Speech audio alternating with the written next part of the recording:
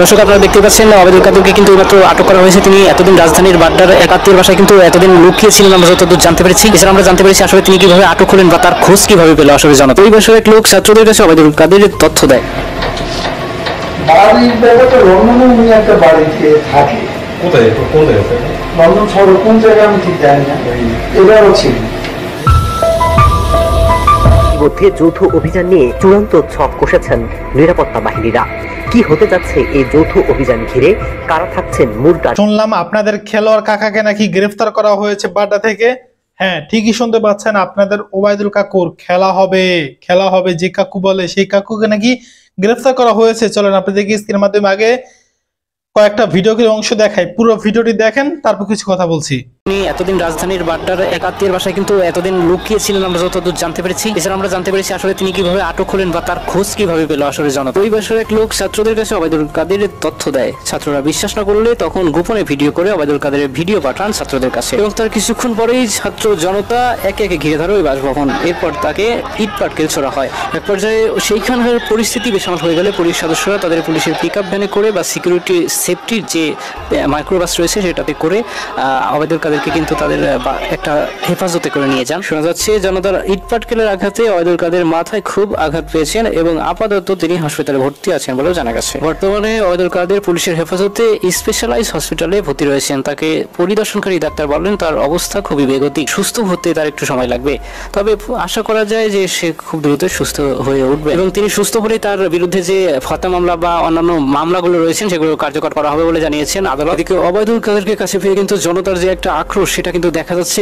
দর্শক দেখতেই পাচ্ছেন যে জনতার এতটা আক্রোশ। এই 17 বছরে ওবায়দুল কাদের তথা শেখ হাসিনা সরকার যে বাঙালিকে কতটা নিষ্পেষিত করেছে, নির্মমভাবে অত্যাচার করেছে, জুলুম করেছে, তার যে একটা প্রতিশোধ, আবার সেই প্রতিশোধের প্রতিফলন কিন্তু আমরা এখন দেখতে পাচ্ছি। সেখানে উপস্থিত প্রত্যেকটা মানুষ, প্রত্যেকটা জনগণ, আইনজীবী হোক, সাধারণ মানুষ হোক বা যেই হোক না কেন, সবার কিন্তু একটাই আক্রোশ যে তাদেরকে আমাদের হাতে তুলে দেওয়া হোক, আমরা তার শাস্তি আমরা নিজেরা দেবো। জনগণের একটাই দাবি যে ওবায়দুল কাদেরকে জনগণের হাতে তুলে দেওয়া হোক। জনগণের সাথে এতদিন তারা যা করেছে আমরা তার শাস্তি নিজেরাই দেবো। তো দর্শক আসলে আপনাদের কি মতামত, আপনারা আসলে কি চান সেটা অবশ্যই আপনার কমেন্ট বক্সে জানাতে ভুলবেন না। যে আচ্ছা স্যার, আমার একটা জিনিস আছে স্যার, এবার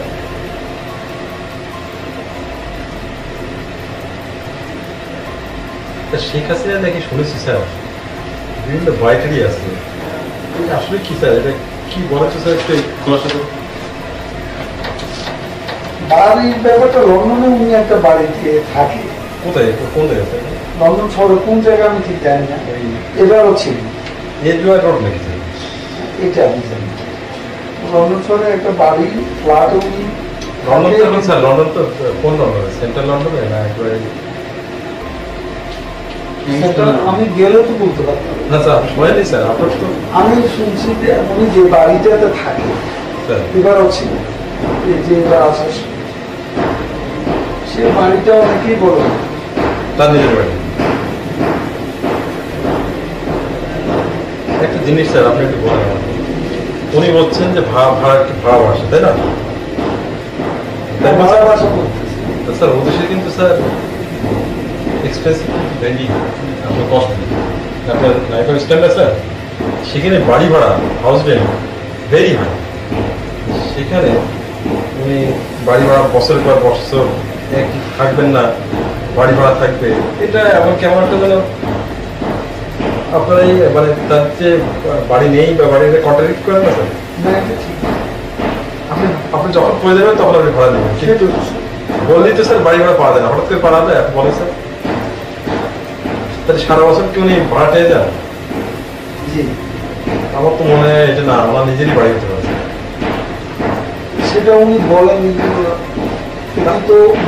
সন্দেহ জায়গার কারণ আপনাদের কি অনেক নেতারা কিছু মধ্যে, আপনাদের যারা লিডার, আপনাদের যারা আমাদের লিডাররা তো মনে ওটা শেখ হাসিনা তাই মনে করেন না স্যার? মনে আরেকটা জিনিস আপনি স্যার, নিউ ইয়র্ক কোন কি নাকি বিজনেস আছে নাকি স্যার? বিজনেসের বিষয় আমি জানি না, তবে নিউ ইয়র্কের ফ্লোরিডা তো ওনার মেয়ে যে বাড়িতে ওনার মেয়ে মানে কি? মেয়েকে মেয়ের নাম কি জানো স্যার? পুতুল, জামাইয়ের নাম কি জানো স্যার? আমার নাম মিতু। আচ্ছা স্যার, ওনার ছেলে তো জয়ের কথা শুনেছেন। জি, জয়ের নাকি কি কম্পিউটার বিজনেস আছে নাকি? সে কম্পিউটার ইঞ্জিনিয়ার, আমাদের কাছে তো বড় চাকরি। চাকরি করে আমি একটা সিমিলার মনে হচ্ছে আমাদের কাছে তো বড় চাকরি। জয় বলছে চাকরি করে, আমার তো শুনেছি স্যার শেখ আর হাসিনা আমি তো মিটিংয়ে বক্তৃতা করেই বলে আমার ছেলেরা শিক্ষিত ছেলে মেয়েরা শিক্ষিত আছে, এটা সত্যি কথা না, সবাই জানে, সবাই চাকরি করে খায়। আমরা তো শুনেছি স্যার ওয়াশিংটন ডিসিতে নাকি জয় কম্পিউটার বিজনেসে একটা বিশাল পরিমাণ টাকা ইনভেস্ট করছে। আপনারা কি শুনেছেন কি এই জিনিসের মধ্যে কম্পিউটার বিজনেস, সেখানে কম্পিউটার আইটি এই ধরনের বিজনেস করে থাকে করতে পারে, আমেরিকাতে করা সবাই। আমেরিকার মতো জায়গায় স্যার সে কম্পিউটার ইঞ্জিনিয়ার, সে শেখ হাসিনার ছেলে, সে ক্লাউডটাও আছে, সবকিছু মিলাইয়া এই টাকাটা করতে গেল জয় তো আর বিজনেসটা এখন থেকে রিসেন্টলি করছেন, তার নিশ্চয়ই টাকা তার সে তো বয়সও কম, কতই বা বয়স হবে? তাকে আর কেউ না দিলে তার মা দিতে না স্যার জয়ের বয়স তার কত বলেন স্যার? খুব বেশি নেই, 26-27, 30 হবে। এই 30 বছরে সে এমন কি ওখানকার যে এত সে তার মিলিয়ন টাকা হয়ে গেল যে সে নিজেই ইনভেস্ট করতে পারবে। কতটা তারপর তার ওয়াইফ যেখানে বিয়ে হয়েছে তাও তত ধরে না, বোঝা না। আমার মনে হয় বাংলাদেশ সরকার এটা একটা ইনভেস্টিগেশন করতে পারে কি স্যার? মনে হয় আপনাদের মনে কি কোনো সন্দেহ আপনাদের নেতাকর্মীদের মনে হয় যে এত টাকা জয় করবে না কেন? এখন তারেক রহমানের সম্পদ যদি বিদেশে আমরা খুঁজি, তারেক রহমান এটা করছেন না স্যার, তারেক রহমান আলাদা জিনিস, সে তো টাকা আমি জয়ের কথা বলছি স্যার। না, জয়ের ব্যাপারে আমি বলছি। আপনারা পুরো ভিডিও ক্লিপটি দেখলেন। এই যে দেখেন ওবায়দুল কাদের, যে ওবায়দুল কাদের প্রতিটা বক্তব্যের মধ্যে, প্রতিটা বলতে প্রায় বক্তব্যের মধ্যে বলতেন যে খেলা হবে, আসো, এইটা সেইটা, বিভিন্ন ভাবে মানুষদেরকে হেনস্থ করতো, মানুষদেরকে কথার মাধ্যমে আঘাত দিতেন কিন্তু এই ওবায়দুল কাদের। দেখেন একটা জিনিস দেখেন, আওয়ামী লীগ পতন হয়েছে, খেয়াল করবেন কথাগুলো ভালো করে, আওয়ামী লীগ পতন হয়েছে, আমরা কিন্তু আওয়ামী লীগের বিরুদ্ধে ছিলাম না, কিন্তু আওয়ামী লীগের যে এত পরিমাণ দুর্নীতি করছে, এত পরিমাণ স্বৈরাচারী করছে, আসলে আমরা কিন্তু সব যে এমপি মন্ত্রীরা খারাপ তা কিন্তু আমরা কখনো ভাবিনি। আমরা কিন্তু ওবায়দুল কাদের, স্বরাষ্ট্রমন্ত্রী আসাদুজ্জামান কামাল ওরা খারাপ জানতাম, তারপর হাউন আঙ্কেল, এদেরকে মানে কয়েকটা লোককে আমরা চিন্তা মানে এরা জানতাম যে এরা দুর্নীতিবাজ বা তারা দেশের টাকা পাচার করছে, এতটুকুর মধ্যে জানতাম। কিন্তু যখনই শেখ হাসিনা পতন হলো তখনই বুঝতে পারলাম, যখন এরা পালিয়ে গেল, মানে বাংলাদেশ থেকে শেখ হাসিনা পালাইতে দেরি, এদের পালাতে কোনো দেরি নাই। তার মানে বুঝতে পারলাম প্রতিটা লম্পটের মধ্যে দুর্নীতি ভরপুর, প্রতিটা লম্পটের মধ্যে দুর্নীতি ভরপুর। যদি দুর্নীতি ভরপুর না থাকতো তাহলে আজকে দেশ থেকে পালাতো না, দেশ থেকে কখনই করতো না। একজন দেশপ্রেমিক কখনো সে পালায় যায় না, একজন দেশপ্রেমিক সে কখনোই বাংলাদেশ থেকে পালায় যায় না, একজন দেশপ্রেমিক সে কখনো দেশ ত্যাগ করে না। কিন্তু কোথায় তাদের দেশপ্রেম, তাদের এত পরিমাণ দেশপ্রেম যে একটু এদিক সেদিক বলে দেশদ্রোহী, তাকে বানাইতে রাজাকার, সে জামাত শিবির, আওয়ামী লীগ, মানে যা মুখে আইছে সেটাই মানে তারা বলে দিছে। আজকে সেই লোকগুলা কই কই আজকে সেই রাজাকার, সেই বিএনপি জামাত বলা, এইটা বলা সেটা বলা, সেই লোকগুলোই তো আজকে দেখেন দেশে রয়ে গেছে, অথচ আল্লাহর ওলিগুলা, মুক্তিযোদ্ধা গুলো আজকে দেশে নেই। মানে আফসোস লাগে ভাই, বিশ্বাস করেন ভাই, খুব আফসোস লাগে যে এই মানুষগুলা মানুষ এত পরিমাণ কষ্ট দিয়েছে, মানে তারা দুর্নীতি করছে। বেনজির আহমেদ কি বক্তব্য, কি গরম বক্তব্য রে ভাই, কি হয়েছে? দেশের মধ্যে কোনো দুর্নীতিবাজ নাই, দুর্নীতি শূন্যের কোঠা নেমে আসছে। মানে সবচেয়ে দুর্নীতিবাজ যে ব্যক্তি বলে যে দুর্নীতি শূন্যের কোঠা চলে আসে, সেই বাংলাদেশ টপ লেভেলের সে কি দুর্নীতিবাজ, চিন্তা করতে পারেন কি পরিমাণ যে এই দুর্নীতিবাজ এই বেনজির আকাম করছে, মানে কি পরিমাণ সম্পদ বাইরে পাচার করছে সেটা কল্পনাও করা যায় না ভাই। যাক ভাই, কোনো কথা না ভাই, এখনো এত কিছু জানা সত্ত্বেও যদি কোনো ব্যক্তি আওয়ামী লীগকে এখনো ভালোবাসে, আওয়ামী লীগের এই লোকগুলোর সাপোর্ট দেয়, ওদের মতো বেজন্মা যার সন্তান এই বাংলার জন্য দ্বিতীয়টা হতে পারে না। আল্লাহ হাফেজ। আওয়ামী লীগ দলটাই কিন্তু নিষিদ্ধ হয়ে যাচ্ছে 1 সেপ্টেম্বর, আওয়ামী লীগ দলটাই কিন্তু নিষিদ্ধ হয়ে যাচ্ছে 1 সেপ্টেম্বর। কিন্তু এই আওয়ামী লীগ যে নিষিদ্ধ হবে সেটা কিন্তু চূড়ান্ত রায় কিন্তু দিয়ে দিবে আদালত। মানে চিন্তা করতে পারেন, একটা দলকে নিষিদ্ধ করে দেয় কখন মানুষ যখন দেখে এই দলটা মানুষের উপর, সাধারণ মানুষের উপর এত পরিমাণ জুলুম করে, তখন দেশের মানুষ এমনিতে কিন্তু সেই দলের উপর ক্ষেপে যায়।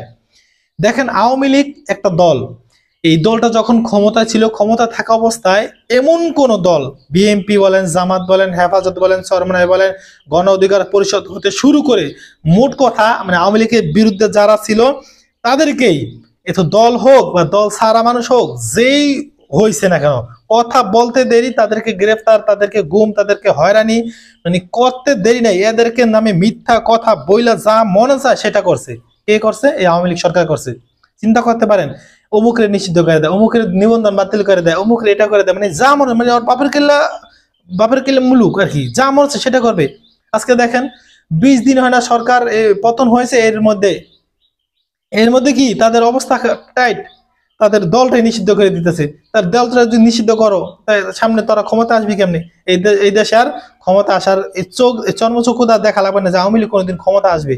এই যে এত জোর জুলুম, একটা ক্ষমতা পাইয়ে এত ক্ষমতা মানে সব দলের ডাবায় রাখছে। এখন কোন একটা দল যে তাদেরকে সাপোর্ট করবে সেই দলটা আমি দেখি না।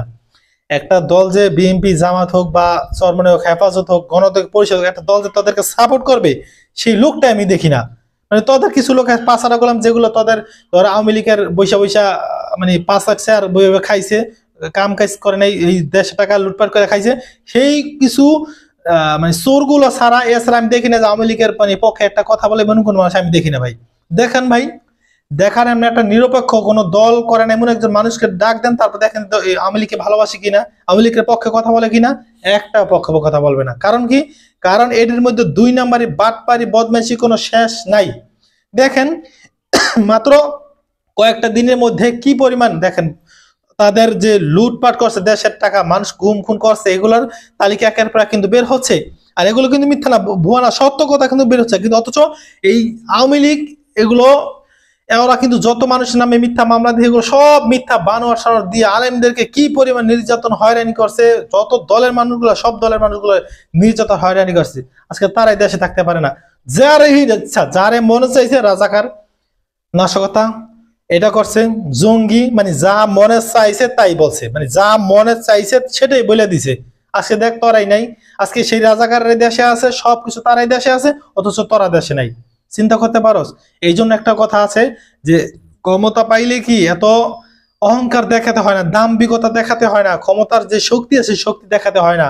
প্রতিটা মানুষ এদেশের নাগরিক, আওয়ামী লীগ এদেশের নাগরিক, বিএনপি, জামাত, হেফাজত, চরমনাই, গণ অধিকার পরিষদ, সব দল এই মানুষ এদেশের নাগরিক। সুতরাং তারা এদেশের মানুষ, এদেশ সবাই মিলেমিশে থাকতে হবে।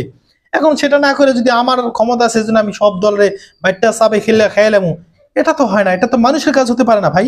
তো যাক, আর কোনো কথা নয়, ভিডিওটি সর্বোচ্চ শেয়ার করে দিবেন। আল্লাহ হাফেজ।